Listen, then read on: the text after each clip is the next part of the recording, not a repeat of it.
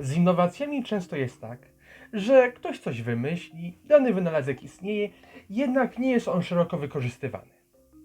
Dopóki ktoś nie przyjdzie i nie wykorzysta pomysłu w praktyce.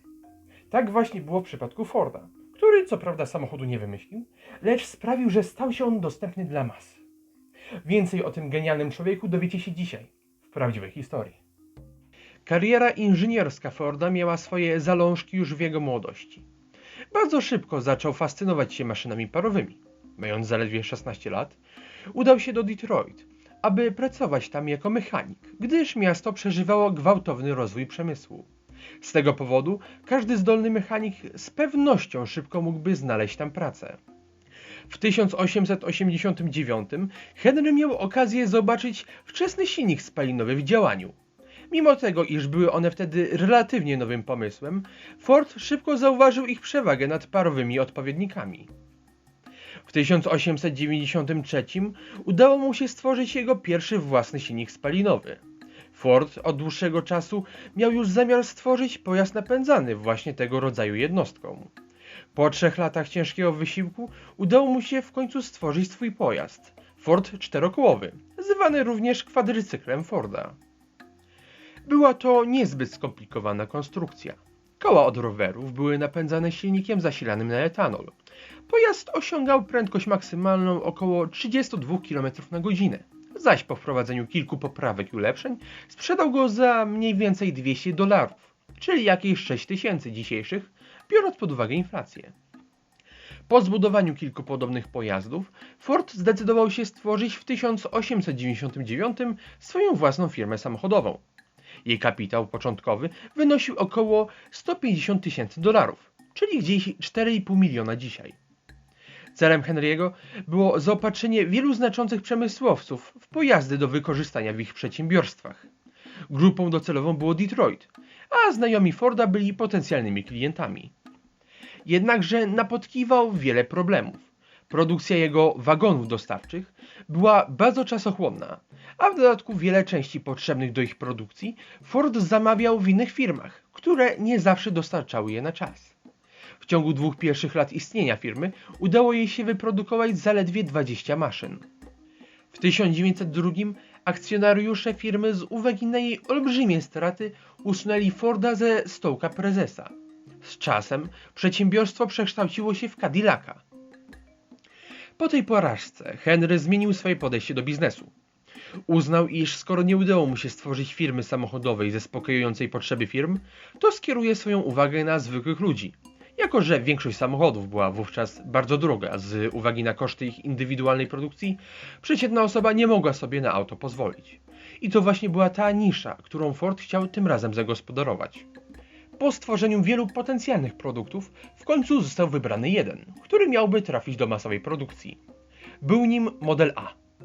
Aby uniknąć problemów podobnych do tych, które trapiły jego poprzednią firmę, zmienił swoje podejście do produkcji. Tym razem wszystkie części otrzymywane spoza firmy Forda miały pochodzić od jednego zaufanego dostawcy, mianowicie od braci Dodge. Ale największy wpływ miała prawdopodobnie jego wizyta w ubojni w Chicago. Zobaczył w niej coś, co go zainspirowało. Mianowicie coś podobnego do linii produkcyjnej, tylko do rozkładania zwierząt na kawałki. W 1904 uznał, iż spróbuje wykorzystać pomysł utworzenia linii produkcyjnej w swojej nowej fabryce. Zaledwie rok później jego fabryka produkowała nawet do 25 aut dziennie, mimo tego, iż produkował 2 różne modele pojazdów naraz. W 1906 Ford stał się największym producentem aut w Stanach, umieszczając na rynku ponad 8000 maszyn. Dodatkowo zaczął upewniać się, aby jak najwięcej części potrzebnych do produkcji jego aut było produkowanych przez podmioty kontrolowane właśnie przez niego. W 1908 na rynek wszedł Ford Model T, prawdopodobnie najsłynniejsza kreacja przemysłowca. Kiedy pojawił się po raz pierwszy z ceną około $850 za jednostkę, czyli około 23 500 dzisiaj, sprzedawał się w olbrzymich ilościach. W 1909 wyprodukowano ponad 10 000 maszyn.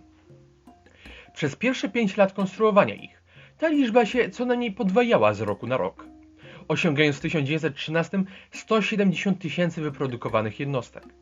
Dodatkowo w całej historii sprzedano 16,5 miliona aut, co nadal jest światowym rekordem. Jeśli zaś idzie o optymalizowanie produkcji, to właśnie w tym okresie w jego fabrykach zaczęły się pojawiać ruchome linie produkcyjne, bardzo podobne do tych stosowanych w dzisiejszych czasach. Wielu przedstawicieli innych koncernów zwiedzało fabryki Forda i uczyło się tego nowego podejścia do masowej komercyjnej produkcji. Aby osiągnąć jak największą dominację na rynku, Ford obniżał też czasem cenę swoich samochodów. W 1916 cena modelu T spadła już do zaledwie $345. To jest około 8200 dzisiaj. Dopiero pod koniec lat 20. ubiegłego wieku inne firmy samochodowe zaczęły doganiać giganta, jakim stał się Ford. Ale nie został on zapamiętany jedynie jako gigant przemysłu samochodowego. W 1914 wprowadził dzienne wynagrodzenie wynoszące aż $5 dla swoich pracowników. Ta odpowiadająca 130 dzisiejszym dolarom kwota była jak na tamte czasy bardzo wysoka i Ford chciał nią podnieść morale i status swoich pracowników. Dodatkowo w 1926 wprowadził 5-dniowy 40-godzinny tydzień pracy. Ford w końcu twierdził też, iż dobrze traktowany i wynagradzany pracownik będzie lepiej pracować. Skutkiem ubocznym jego innowacji był jego puchnący portfel. W latach świetności Ford był jednym z najzamożniejszych Amerykanów. Na co więc wydawał swoje pieniądze? Zrobiliśmy o tym film i obejrzyjcie go tutaj. Kliknijcie również przycisk subskrybuj, aby być na bieżąco. Widzimy się za tydzień.